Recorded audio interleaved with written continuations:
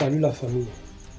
Je fais cette vidéo parce que moi, je n'arrive pas à comprendre juste au niveau, c'est-à-dire le niveau d'incrédulité de certaines personnes. Certains enfants de Dieu en particulier, et les gens du monde en général. Comment est-ce que pour les gens même qui ne connaissent pas le Seigneur, c'est encore tolérable? On peut accepter ça. Mais pour les gens qui connaissent le Seigneur, je n'arrive pas à comprendre comment quelqu'un peut douter, peut nier jusqu'à ce niveau, au point d'attribuer ce genre de choses au diable. Est-ce que ce n'est que le diable qui est capable de faire des miracles, des pseudo-miracles? Parce que le diable, même les miracles qu'il fait, c'est des pseudo-miracles. Hein? Est-ce que ce n'est que le diable? Mais quand on voit les faux miracles, ça signifie qu'il y a des vrais miracles. Quand on voit les fausses prophéties, ça veut dire qu'il y a des vraies prophéties. Quand il y a le faux billet d'argent, il y a le vrai billet quelque part. Là où il y a le vrai, le faux va aussi chercher à s'affirmer. La parole de Dieu dit, Satan lui-même se déguise en ange de lumière. Ça veut dire qu'il y a des anges de lumière. Mais aujourd'hui, il y a des gens qui doutent tellement. Et c'est des choses qui font en sorte que certaines personnes restent dans la froideur. La froideur. Tu vois même quelqu'un, la personne même, c'est-à-dire même si tu lui donnes un sujet de prière, tu dis vraiment prions seulement pour bénir Dieu. Vous allez comprendre. Il n'est pas inspiré parce que la froideur, s'il vous plaît, mes frères, mes sœurs, après avoir écouté la vidéo que vous allez regarder là tout de suite, je vous exhorte, ayons foi en Dieu. Croyons que Dieu peut encore parler. Croyons que Dieu parle encore. Dans Hébreu, la Bible dit Jésus-Christ est le même, hier, aujourd'hui et éternellement. Alors, je nous laisse écouter cette vidéo où cet homme témoigne que Dieu lui a parlé clairement par rapport à l'attaque de Donald Trump. Trump a été attaqué, pour ceux qui ne le savent pas. On a tiré sur lui et par la grâce de Dieu, la balle est passée. Ça a juste un peu déchiré l'oreille. Il y a des gens qui doutent, mais d'autres reconnaissent que non seulement c'est le Seigneur qui l'a délivré, mais le Seigneur aussi a averti, parce que ce n'est même pas la seule personne qui a parlé de ça. Il y a des prophètes aussi qui ont parlé de ça, qui ont prophétisé avant même que ça ne se produise. Alors je vous laisse écouter ce témoignage captivant pour la gloire du Seigneur.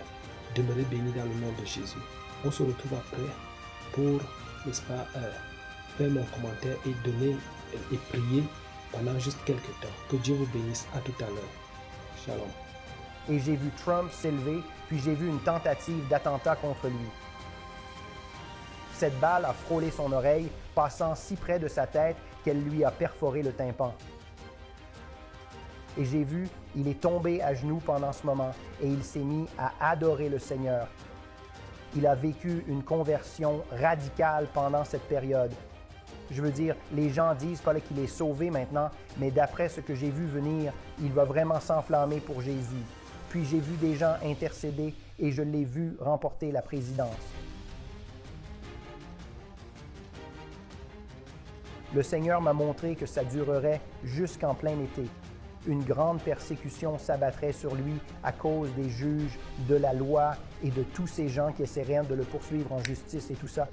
Mais il y aurait un arrêt et les choses commenceraient à se débloquer vers l'automne. Et puis je l'ai vu gagner l'élection grâce aux patriotes qui sont sortis voter. Et ensuite, il y aura un grand crack économique. J'ai vu qu'ils avaient subi un effondrement économique majeur, pire que la Grande Dépression.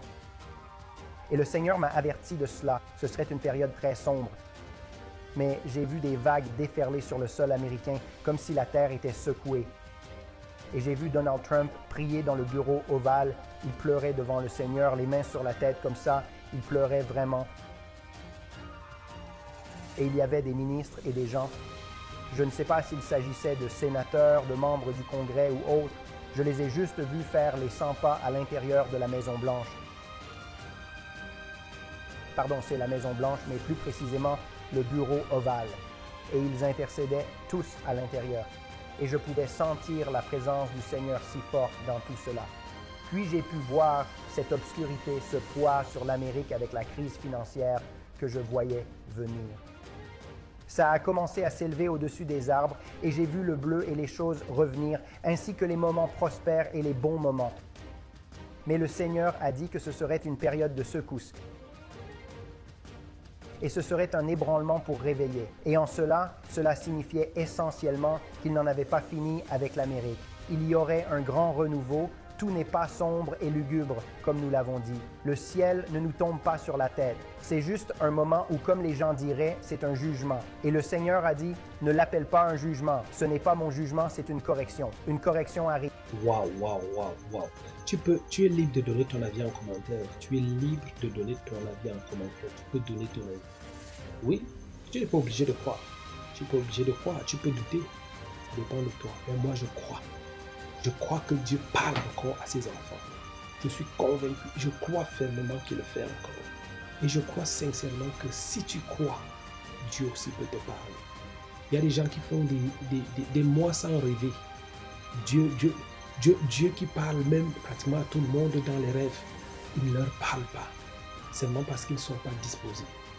La Bible dit dans Job chapitre 33, à partir du verset 14, Dieu parle cependant tantôt d'une manière, tantôt d'une autre. Mais il parle et les gens n'y prennent point garde. Désormais, je prie afin que ton esprit soit éveillé. Je prie afin que tu sois attentif. Je prie afin que tu sois attentif, que tu puisses écouter la voix de Dieu. Que le Seigneur te bénisse au nom de Jésus-Christ. Amen.